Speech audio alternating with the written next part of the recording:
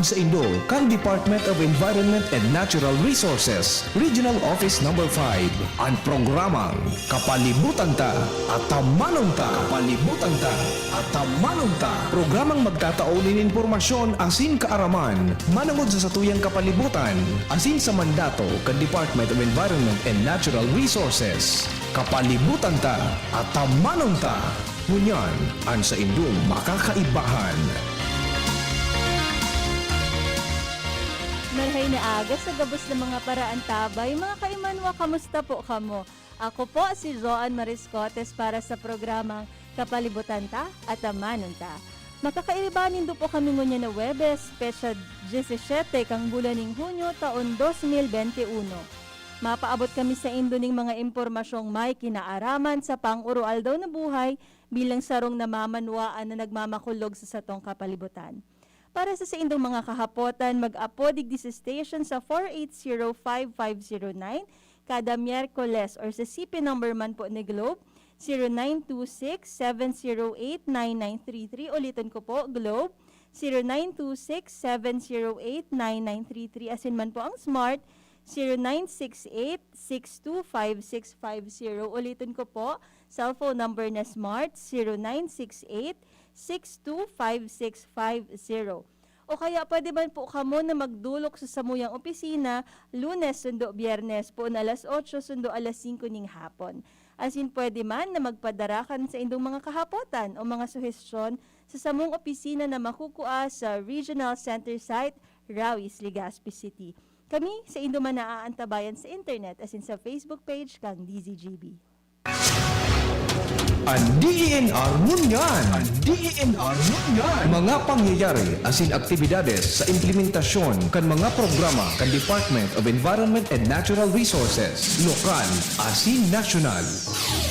Anion ang sa indong tagapagbareta. Ini ang katiripunan kan mga bareta sa DENR Ngunyan. DENR as in fisherfolk magtatabangan para mahali ang mga water hyacinth sa Laguna Lake. Si Matupig midbid ang kontribusyon kan IP sa Philippine Eagle Conservation. DENR nagselebrar kan ika-34 na anibersaryo. Nagpromesa ang Department of Environment and Natural Resources o DENR na aalion ang mga water hyacinth sa Laguna Lake sa paagi kan pakikipagtabangan sa mga local fishing communities. Sigon kay Undersecretary for Solid Waste Management and Local Government Units Concerns, asin pamayo kan Manila Bay Anti-Pollution Task Force, Benny D. Antiporda. Ipapadagos kan DENR ang proyekto na pinuunan kan Oktubre 2020 na kuwaon ang serbisyo kan mga parasira tangani na mapugulan ang paglakop kan mga water hyacinth na mas bidbid sa apod na water lily. Dugang pa ni Yusik Antiporda na ang proyekto mataon in trabaho sa mga parasira asin karibay kaini ang pagtaonin bagong buhay sa nasabing lawa. Pinanginota ni Yusik Antiporda ang nasabing proyekto asin makusog ang siyang buot na masusolusyonan ang problema sa water hyacinth sa Laguna Lake dahilan sa inipartisanakan problema kumpara sa naging matrayumpo na Boracay rehabilitation. Dakula ang naging destroso kan mga water lilies dahilan sa ini pwedeng magdaranin helang katakod kan pagbunay kan mga lamok sa static waters. Nagiging mabata man ang parong kaini pag nalalapa, asin ini nakakabawas man sa linaw kan tubig, asin nababawasan man kaini ang oxygen sa tubig. Ang pilot testing kan nasabing proyekto ipapamidbid sa lokal na gobyerno kan Taytay sa probinsya kan Rizal, kung saan nakaulay kan DENR ang miyembro kan samahan kan mangingisda sa lawa ng Taytay o SMALT.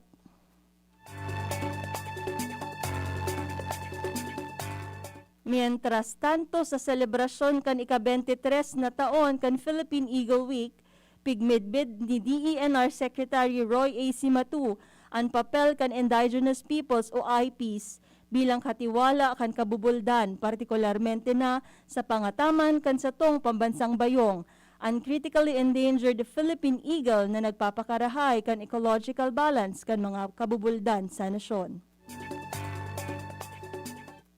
Sigun kay Secretary Simatu, ang presensya kan Philippine eagle sa mga bulod konektado sa web of life, sa buhay kan satong mga kakatutubo, asin ang pangataman kan lawin sagrado. Susug ka ini sa paagi kan mga indigenous practices, mas masasabutan taan sa idang kultura asin pagtubod, asin magkakaigwa kitanin marhay na pag-iribahan. Ano okasyon na ini pinanginotan kan DENR Biodiversity Management Bureau sa pakikipagtabangan sa Philippine Eagle Foundation, Haribon Foundation, asin kan University of the Philippines Diliman Institute of Biology. Sa ibong nalado, sigon kay DENR Undersecretary for Special Concerns, asin concurrent DENR BMB Director Edelberto Leonardo, ang Philippine Eagle nagpapagirumdum sa to na ang konserbasyon kan mga buhay layas, obligasyon kan gabos na Pilipino, dahilan taan mundo, bako lang para sa sato. Pigmidbid bilang pinakadakula sa mga nabubuhay na agila sa bilog na mundo, base sa length as in wing surface kaini ang Philippine Eagle. Inipig aapod bilang critically endangered raptor sa updated national list of Philippine threatened fauna o kan DENR Administrative Order 2019-09 as in kan International Union for the Conservation of Nature o ang IUCN. Pinagselebrar kan DENR ang ike-34 na anibersaryo kan opisina kan Hunyo 10, 2021. Sa iyang mensahe na ngapodan si DENR Secretary Roy A. Simatu sa gabos na DENR offices na pakusugon at paghikayat sa mga komunidad na makasaro sa mga programa kan opisina para sa karahayan kan kapalibutan. Sinabi niya na dapat pang pakusugon ang pagbalangibog kan mga programa kan departamento, lalo na ang pagkakaigwanin mga forest guards na nagsasakripisyo kan sa indang seguridad para sa pagprotektar kan sa tuyang kapalibutan laban sa mga illegal na aktibidades. Espesyal ang naging pagselebrar kan ika-34 na anibersaryo kan DENR dahilan sa paagi kan virtual platform na nagbukas ng oportunidad na makaentraan man lain-lain na personahes kan DENR sa bilog na nasyon. Tinawandoon man ni Secretary Simatu ang naging marhay na epekto asin progreso kang Enhanced National Greening Program asin iba pang programa kan DENR na nagresulta sa pagrahay kan komunidad. Ang anibersaryo kan DENR may temang Celebrating with a Greener and Safer Environment, kung saan tinampok man ang Environmental Awards for Governance and Leadership Excellence o Eagle Awards 2020 na nagmimidbid sa Most Outstanding Regional Executive Director, Regional Director, as in Implementing and Supervising Officers, kang Provincial Environment and Natural Resources Office o PENRO, as in Community Environment and Natural Resources Office o CENRO. Ang Eagle Award naglalao man na mapakusog ang kultura kan organizational as in leadership excellence sa DENR mantang padagos na pigsisiguro ang pagkonserbar as in pagprotektar kan kapalibutan. Nakisumaro man ang DENR Bicol sa paagi nin pagsubaybay sa programa gamit ang Zoom app. Ini ang katiripunan sa mga bareta sa ang DENR ngunyan.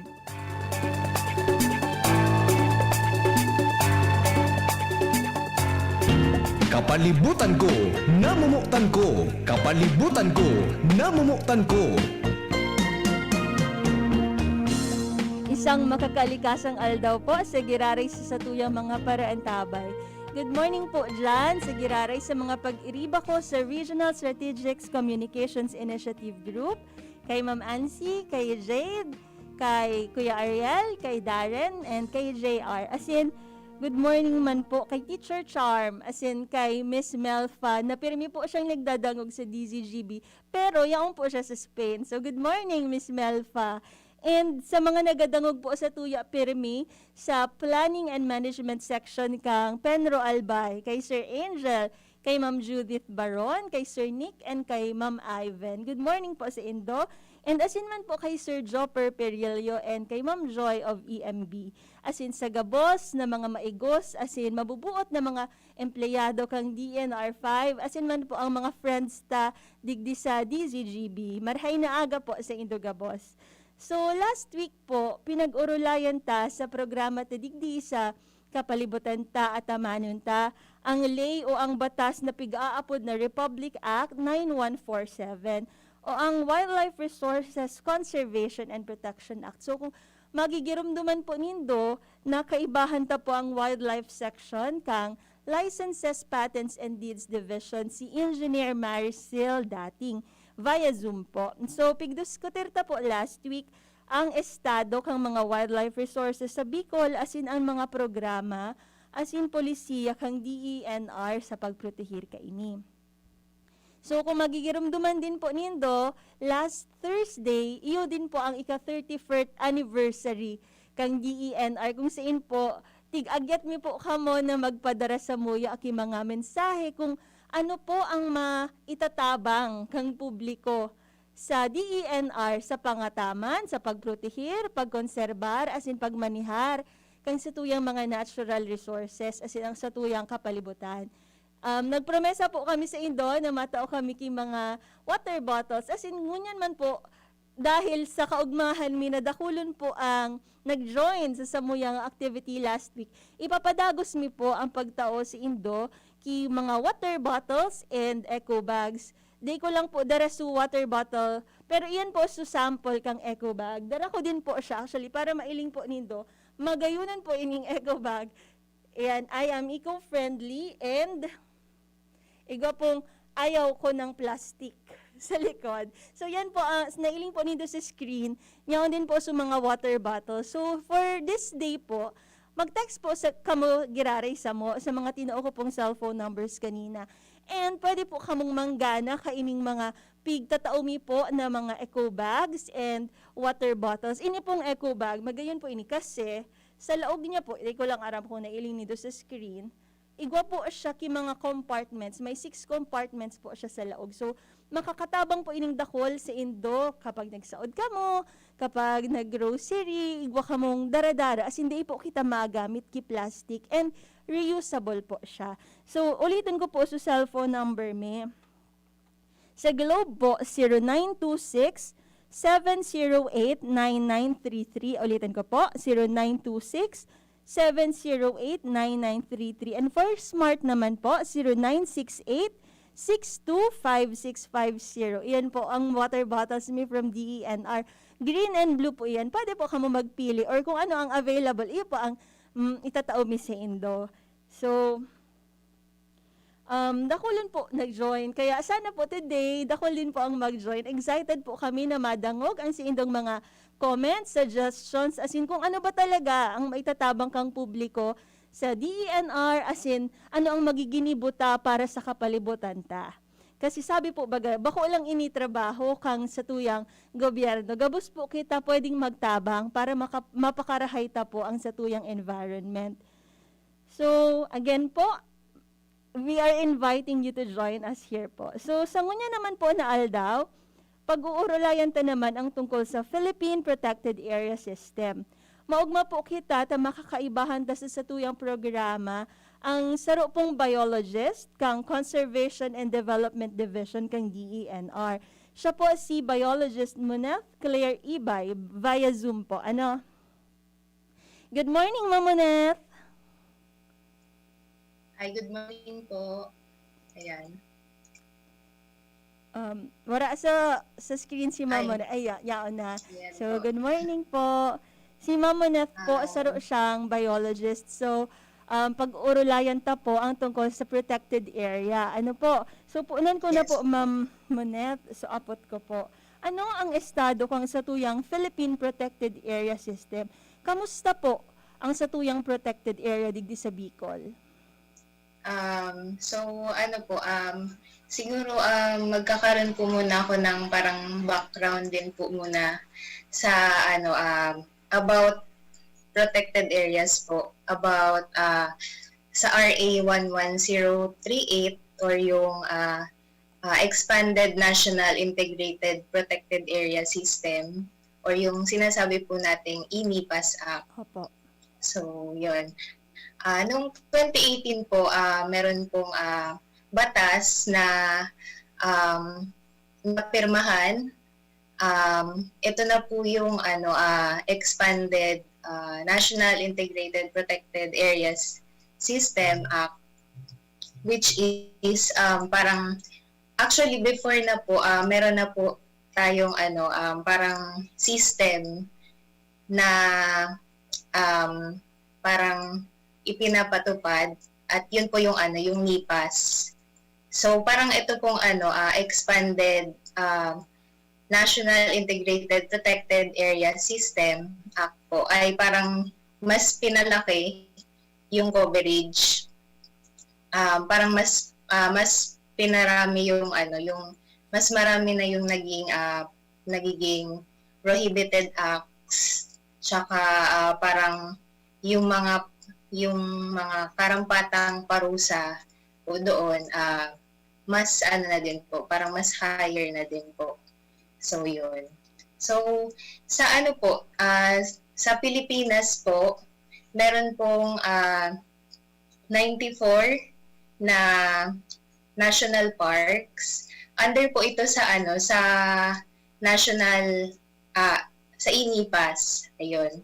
Pero aside po doon, meron pa pong iba pang mga protected areas na for inclusion din po sa sa pagiging legislated na protected area. So meron pong mga initial components, meron din pong mga additional components. So yun po, although nasa process pa po sila, continuous po yung pag-assess ng mga meron pong mga potential na mga areas po na pwedeng i-consider or pwedeng i-establish as PA, as legislated PA po. Yun. So nabanggit mo po ma'am ang RA 11038 o ang Expanded National Integrated Protected Area System or ang INIPAS Act. Ma'am, tanong ko lang po, ano po ang objeto or objective? Bakit binago natin ang dating NIPAS Act? Kasi 24 years old na ito, I believe, yung dating NIPAS Act. Ano po ang objective ng pagkakaroon ng bagong lay? Ano ang amendatory measure nito?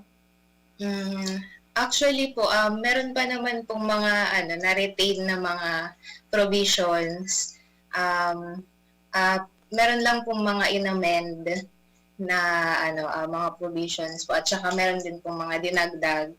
So, isa po dito yung yung mga yung sa Protected Area Management Board po, yung PAMBI. So, ang PAMBI po isa po siya sa mga parang nagmamanage po sa isang protected area. So, ang PAMBI po, composed po siya ng governor, mga ex-officio members po, sa Congress, kapag ang senator po ay ipinanganak doon po sa province po na nakapaloob po yung protected area, pwede po siya ma-consider as PAMBI member. So, yung mga district representatives, tapos aside din po doon yung mga mayors, barangay captain, tapos regional directors po. So, yun. Meron din po na mga aside din po sa mga ex-officio members, member din po ng PAMBI is yung ito po yung dinagdag sa expanded NIPAS. So, meron na pong member, pwede pong maging PAMBI member ang NGO at ang mga POs. At dito din po, parang nire-recognize din yung mga IPs, yung mga indigenous people. Yung kasi yung mga IPs po na naninirahan din po within protected area. So, yung mga academies din po, pwede din po sila mag-apply bilang PAMBI member para din po, yun nga po, para din po sa management, pagpoprotekta at pagkokonserba ng mga protected areas po. So kanina po, So, yun. Ma'am Monette, nag-news po ako tungkol sa pakikipagtabangan kang DENR sa mga indigenous people, lalo na po sa pangangalaga kang sa tuyang Philippine Eagle. So, in relation po digdi sa topic ta sa protected area, nabanggit mo po ang mga IPs. Paano po pigahandle kang DENR? Kasi I believe, syempre, ang mga IPs po naka-star sa laog kang, pwedeng nga unsin sa laog kang protected area naka-star. So, paano po tigahandle kang DENR ang mga claims for ancestral lands kang mga IPs o ini po ba naaagi sa pag-urulay? Ang alam ko lang po, ma'am, parang ano po, parang hindi naman po sila pinapaalis din yung mga ganun po na mga naninirahan po sa within protected areas kasi sa totoo lang po nire-recognize po sila kasi parang yun nga, parang part na din po talaga sa pagpoprotekta din ng ng mga PAs po and pagko-conserve po. So, yun. So, kung may mga din po, may mga tenured migrants din po na nagre-reside din sa PA, nire-recognize din po yun. Opo. At kasi ma'am, 'di ba may customary rights ang ating mga indigenous people sa loob ng protected area. Meron po tayong texter. Nag-comment siya sa Facebook page. Si Sir Alex. Oh, maniwala man ako dyan. Puro na lang kamo COVID. Simpleng trangkaso COVID. So, this is saddening naman po, Sir Alex. Kami po sa DENR, syempre, inganyo mi po ang gabos na maging marigmat po kita, maging aware po kita sa COVID na totoo po ini. Bako po siya karaw-karaw kasi ako po, may degree din po ako. I'm a nurse. So I know that COVID is real, sir. Kaya kami engganyo mi gabos na mag-practice, keep social distancing, mag-ugas kikamot, puro pirmi, magrayo, maglikay sa mga mataong lugar. Di man po ibig sabihin na pirmi-pirmi mi po ini, tara, madudagit na kamo sa muya. Ang po, baga kayan sa family, kapag ang magurenta, minsan nagre-remind sa tuya, di man po ibig sabihin na dapat kauyaman ta because that's tough love po. So, I hope sa mga listeners ta po, di ka mamadagit kapag paulit-ulit ang reminder sa mga tao na mag-ingat, maglikay kasi abo mi po na ma-experience kang mga tao na makulugan ka mo, na maghilang ka mo. So, sana po, Sir Alex, magbati na po kita. Di ka po masyadong digit. So, mabalik po kita sa protected area topic da. Ano po, Ma'am Monette? So, ano po ang ibig sabihin? Kasi, back to basic kita. Ano po ang ibig sabihin ki protected area? As in, pag sinabi mo po na protected area, ano po ang nasa loob ka ini? Paano maaapod ang sarong lugar na ini protected area? Ayan. So, ano nga ba ang protected area? So, according din po ito sa INIPAS Act, ang protected area daw po ay isang identified portion of lands and or water set aside by reason of their unique physical and biological diversity and protected against destructive human exploitation. So, ito po yung mga areas po na merong mga pinoprotektahan na meron siguro silang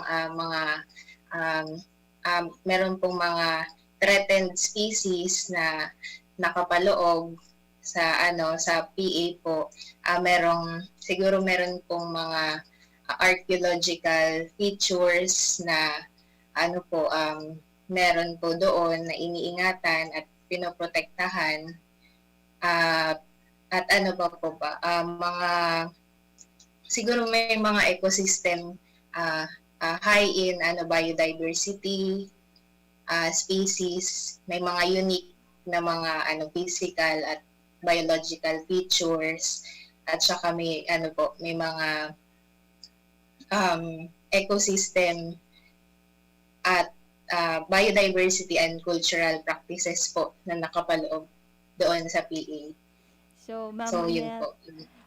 may Yung texter kita digdi. Support ini sa imo from CDD, si Miss Jenica Ann Mendoza, nag-iiling. So, hi, Miss Jen! Hello. Ting-oralayan ta po ngunyan ang tungkol sa protected area. So, nabanggit mo, ma'am, na kung ano ang protected area, ano ang nasa loob kaini. So, para po sa mga masa, sa tuya, sa publiko, ano po ang mai-imagine ta? For example, malaog kita ngunyan, yaon kita sa house, pero gusto ta ma-imagine ano ang itsura kang sarong protected area. Pwede mo po sa mong ma-describe, Ma'am Monet? Taka mo po baga sa CDD, nagta-travel ka mo, nagfi-field work ka mo, so garo Opo. very exciting ang sa indong job. So sana i-share mo po sa muya kung ano ang naiiling mo sa loob ng sarong protected area. Opo. So ang po kasi, ang protected area, nakadepende din po siya. So meron po mga categories na pwedeng pwedeng natural park, katulad po sa Mount Mayon. So example po ng protected area po sa Albay is yung Mount Mayon Natural Park po. So yun, so ang sa Bulusan naman, sa Sorsogon naman po, yung Bulusan volcano, yung may mga may mga bang tawag dyan, merong meron din pong mga ecotourism potential sila. Oo. And nakaka-generate din po ng mga income actually po sa mga PAs. Kasi yun po, pwede pong magkaroon po ng, for example, meron naman pong mga ecotourism facilities po sa sa loob ng PA. So meron pong kinukuha na mga entrance fees, tas mga iba't iba po pong fees. Pero naka-standard naman po 'yon sa sa mga guidelines, existing guidelines po natin. So aside po doon, yung sa naman po, meron naman po ng mga bodies of water din, katulad po sa sa Buhi Wildlife Sanctuary po sa BWS. So doon naman po mga lakes naman po, mga wetlands naman po yung makikita natin. Actually, ang isa din po sa mga salient features din po sa Buhi is yung meron po doon na Mystic Teas Luzonensis, or yung tinatawag po nating sinarapan. So yun po yung yung pinoprotektahan din po sa sa PAs. Sa naman po sa Libmanan Caves National Park po sa Kamsur, nandun naman po yung mga napakaraming mga caves. Yun. So iba-iba po siya, iba-iba yung mga So digdi po, ma'am, sa Bicol region, pira po ang protected areas ta? Sa sa Bicol region po, merong 19 na protected areas. So po, yung 11 po doon ay nakapaloob sa Inay Pass. 11 po doon ay legislated. So ano po, yung apat naman po mga additional component po na pwede pang i-consider bilang legislated din para mas lalo po siyang maprotektahan yung protected area po. Mas lalong mas mapalawak yung coverage po ng pagpoprotekta. So yung dalawa naman po doon, initial components din. Kasi may mga din po, may mga PAs din po na syempre may na-establish, meron din po naman na di-establish. Kasi bakit continuous may po yung ganyang mga situation na may na-establish and de-establish? Siguro po kasi may mga may mga factors po na siguro hindi na po nagma-match or ano bang tawag doon, parang yung hindi na siya naka-qualify bilang protected area. So yun po, pwede pong ma-disestablish and pwede din naman po ulit ma-establish yung protected area po. So igwa kitang texter, ma'am. So yun po. Good AM po, ma'am. Glenda Banta po ito. Good morning, ma'am Glenda. Last time po, nag-comment at nag-text po ako sa program nyo. Humingi din po ako ng eco bag, pero hindi ko pa po na-claim. Kasi naghintay po ako ng advice nyo kung pwede po sa sentro ginubatan ko na lang po kunin. Pwede po nyo po, ma'am, kunin sa regional center site na lang po sa Rawis. Ano po kasi mas madali po nanyaon duman sa muya sa mga bags and water bottles. So ngunyan po, tigi-invite mi po sa giraray sa mga texters na mag-text sa muya kang sa indong mga suggestions kung paano po mapapakarahay as in makakatabang ang publiko sa pagprotehir, pagmanihar, pagkonserbar kang sa tuyang mga natural na recursos o sa tuyang kapalibutan.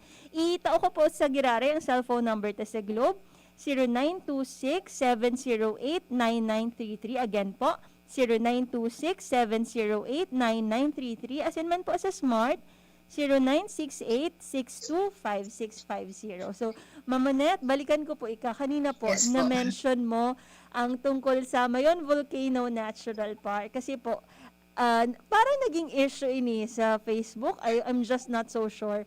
Kasi, ang kahapotan ko po, allowed po ba ang mga tao na mountain climbing or mountaineering sa laog kang Mayon Volcano Natural Park? As in, kung iniman po, tig-aalaw, ano po ang limitations or restrictions, especially po ngunya na pandemic? And ano po ang tigsasabi kang DENR na bawal ba maglaog sa protected area? Kasi po, pwedeng iyuman ang kahapotan kang sa tuyang mga listeners kasi dahil po baga sa pandemic, ang mga tao parang abo sa mga closed spaces. Kasi, syempre, ang paglakop kang virus. So, ang mga tao parang naghahanap sinda ibang mga adventures or aktibidades na outdoor na sinda maray makakarane sa mga tao. So, ini po ba? Ano po ang take kang DENR sa mga tao na gusto na mag-mountaineering or mag-hike sa laog kang Mayon Volcano Natural Park? Ayan. So, ano po kasi, ang alam ko po, parang kailangan, kasi since pandemic po po baga, parang hindi ko lang po sure kung inaalaw na po ngayon yung pag mountain hike, pag mountaineering. Ano lang po, pero I think pa po bawal hindi pa po ngayon inaalaw yung yung pag-hike kasi ang alam ko din po kahit yun nga po pandemic naka-alert level number 2 pa din po yung yung Mayon. So, hindi po pwede, hindi po muna pwede mag-hike. So, the Pero issue kung pa yan. kung parang yung medyo okay na din po.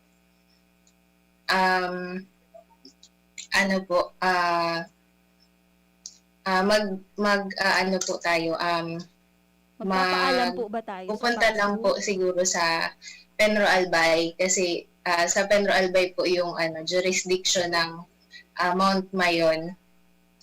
So parang punta lang po tayo doon. And siguro may babayaran naman po na mga fees. Kasi meron naman po na meron naman po silang standard na fees doon po. So, punta na lang po tayo sa Penro Albay. So, opo ma'am, kasi I believe merong protected area superintendent ang Penro Albay for Mayon Volcano Natural Park. Pwede Yes rin po po. nila Si siguro Sir, i-contact Joel Sir Joel Perillo. Perillo. Hi, good morning Sir Jopper. Opo. So, dati ko Good po morning po, sir. dati ko din po kayo ining boss, si Sir Jopper Perillo. Sana pong mabuot, as in maigos na empleyado kang DENR. So, balikan ta po sa protected area. Ma'am Monel, ano po ang mga programa, as in mga polisiya kang DENR, patungkol po sa protected area management? Ayan. So, po, ang DNR po kasi may mga priority programs din po. So, isa po doon yung enhance biodiversity conservation po.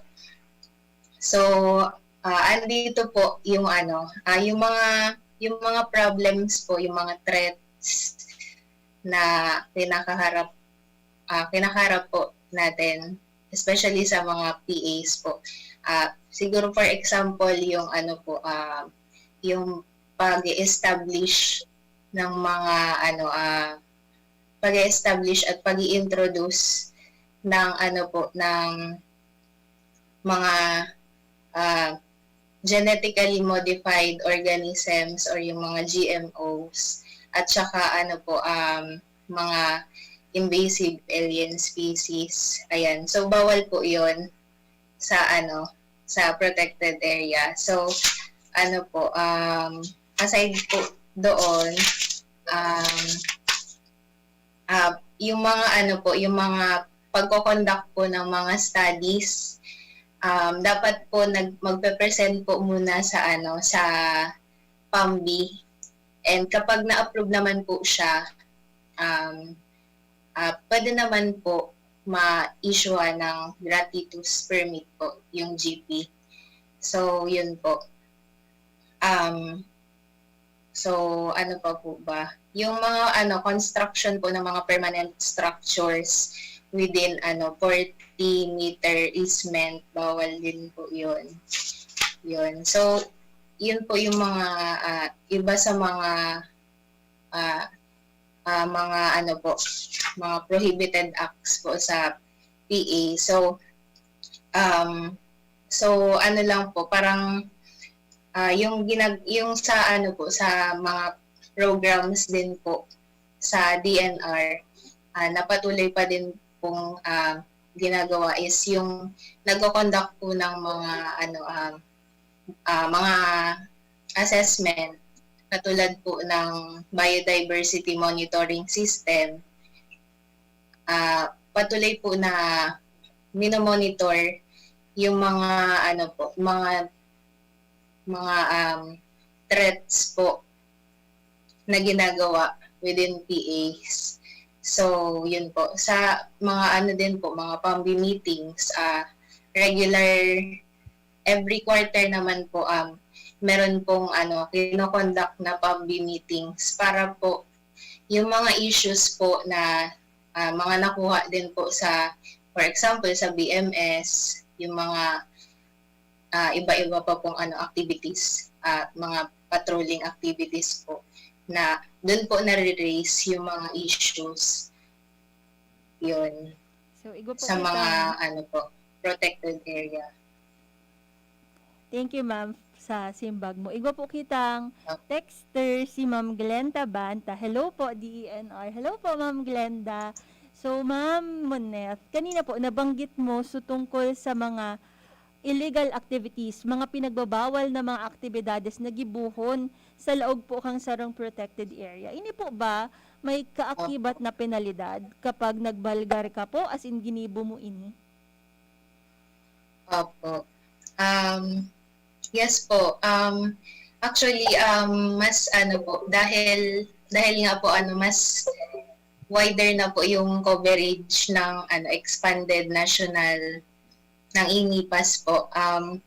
Ano po, mas malaki po yung fine na babayaran po once na may mahuli po na baga parang naglabag sa batas po.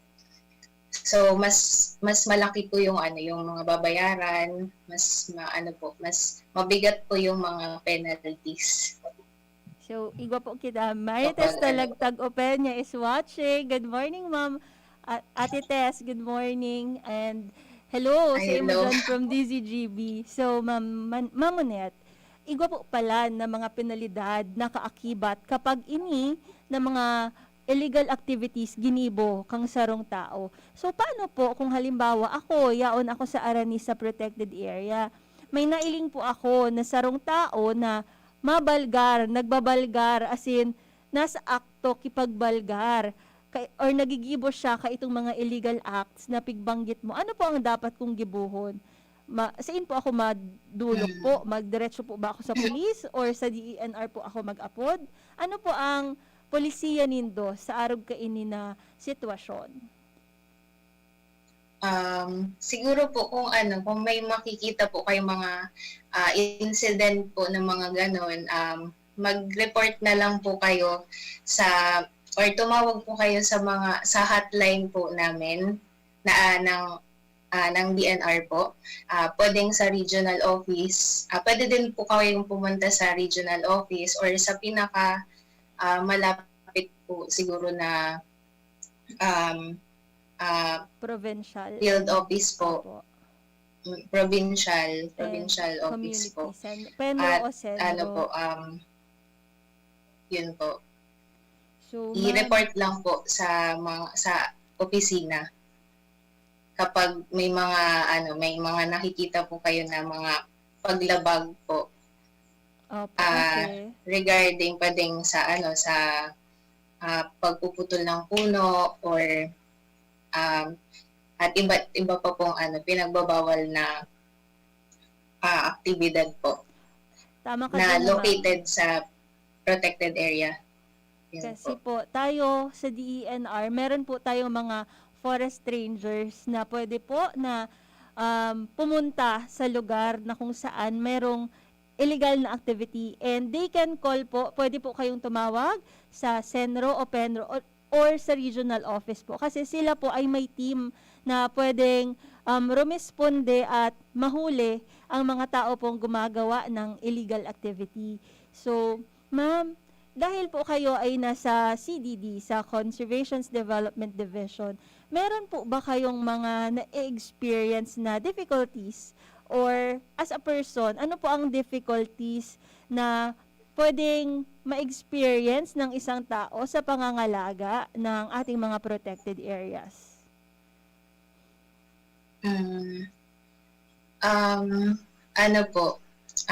Siguro po sa pag sa spread po ng awareness. So marami po kasi na mga tao na hindi naman po talaga aware about dito po sa mga na meron po na ganitong batas pala na so parang importante po talaga na may meron po tayong alam about dito, kasi paano pala kung may mga communities na ginagawa pala ito, pero hindi nila alam na mali pala, na nakakalabag na pala sila ng batas. So siguro ano po, yun po yung ano, yung isa din sa mga challenges din sa ano po, So, dapat po sa pala, ma'am, pagko-conserve. paigtingin natin ang information and education campaign ng ating opisina. Ano po, dapat mas maging masipag tayo sa pagbibigay ng impormasyon, pagbabalangibog ng mga impormasyon na tungkol sa DENR, tungkol sa kapalibutan natin. So, sa protected area po, dapat mas maging dagdagan pa po natin. Tama po ba? Yun ang suggestion ninyo para mabawasan ang mga issues or threats na kakaharapin ng protected area management. So actually, ma'am, kami rin sa Public Affairs Office, actually, I don't know if alam ito ng lahat kasi meron po kaming environmental ENR ambassadors, Environment and Natural Resources ambassadors. And ito po na mga ENR ambassadors, mga estudyante po ito dahil po 'di ba pandemya, walang face to face.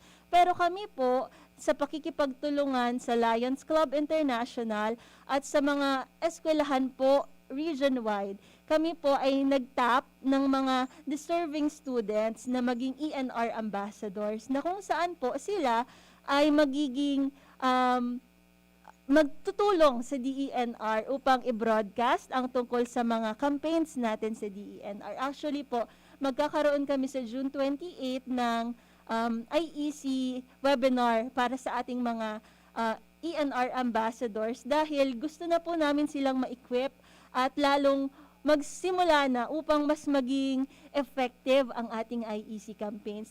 Sila po, Ma'am Monette, binigyan po natin sila ng mga globe, anong tawag dyan? Yung parang for internet, para mas meron silang connection sa internet. Dahil ngayon po, importante ang internet connection sa ating mga estudyante. So, sa paraan pong ito, tumulong ang DENR sa ating mga estudyante sa pamamagitan ng ating mga ENR ambassadors. And maganda itong avenue na nag-usap tayo, Ma'am Monette, dahil sa aming preparation sa gagawin naming training sa kanila, sa mga estudyanteng ito sa youth, isasabay po namin, i-incorporate namin ang tungkol sa protected area. So, balik tayo, Ma'am Monette. Kanina, binanggit mo po ang Protected Area Management Board na kasali po dito ang DENR. So, ano po ba ang roles and responsibilities ng mga miyembro sa Protected Area Management Board, ang PAMBI, and ano po ang role ng DENR sa pagtulong and dito sa PAMBI? So ano po parang ang DNR po ay parang siya po yung pinaka accountable sa lahat po ng sa pagma-manage and administer po ng kahit anong activities po sa protected area. Sa isang protected area po, nandun po yung na-mention niyo po kanina na meron pong nag-supervise doon, and yun po yung protected area superintendent, si PASU, at meron din po siya na assistant PASU at sufficient na na support staff na parang sila po yung anong tawag dyan, nag-supervise sa sa PA, and parang namamahala na din po sa mga PAMBI and sa sa DNR. Dito po sa PAMBI, Ma'am Monette, involved po dito ang local government unit and academies. Kamusta Yes po, po. ma'am, ang working relationship natin sa mga local government units and the academe? So far naman po sila very naman po sila participative po sa mga sa mga activities po ng mga ng po sa protected area. So yung mga active po yung mga PAMBI members sa mga PAMBI meetings po. So, napakahalaga po nun kasi malaki po yung tulong na parang para at least na-address po yung mga issues, yung mga issues and concerns po sa isang PA.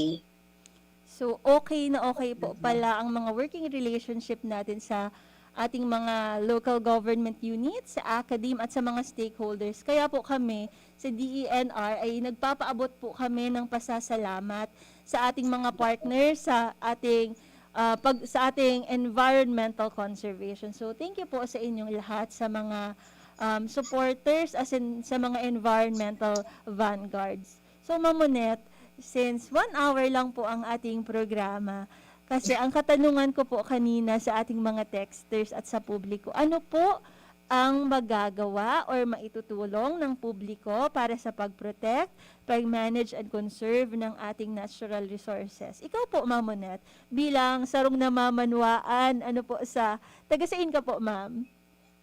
Taga-Daraga po ako. So, namamanwaan sa Daraga. Ano ang sa imo pong kontribusyon, not as a government employee kang DENR, bilang bilang sarong tao, simpleng mamamayan kita, ano ang maitatabang ta sa tuyang kapalibutan? Siguro po mag-participate po tayo sa mga programa po ng aming ahensya sa DNR po. Patuloy pa din po yung mga coastal clean up po namin. So sobra po namin na-appreciate yung mga communities po na nakikiisa po sa mga aktibidad. And yun po, kapag ulitin ko lang po siguro na kapag may mga nakikita po kayo ng mga illegal na, for example, meron na mga illegal trade po ng mga wildlife species, meron mga nagpuputol na mga puno, merong mga merong mga poaching po, mga pagpuputol at iba't iba pa pong aktibidad na pinagbabawal. Mag-report lang po kayo sa sa pinakamalapit na na DNR office, sa regional office, or pwedeng sa mga penro-senro sa pinakamalapit po, or tawag lang po kayo sa sa aming hotline kapag ayun po may mga insidente po, mga ganun. So aside din po doon,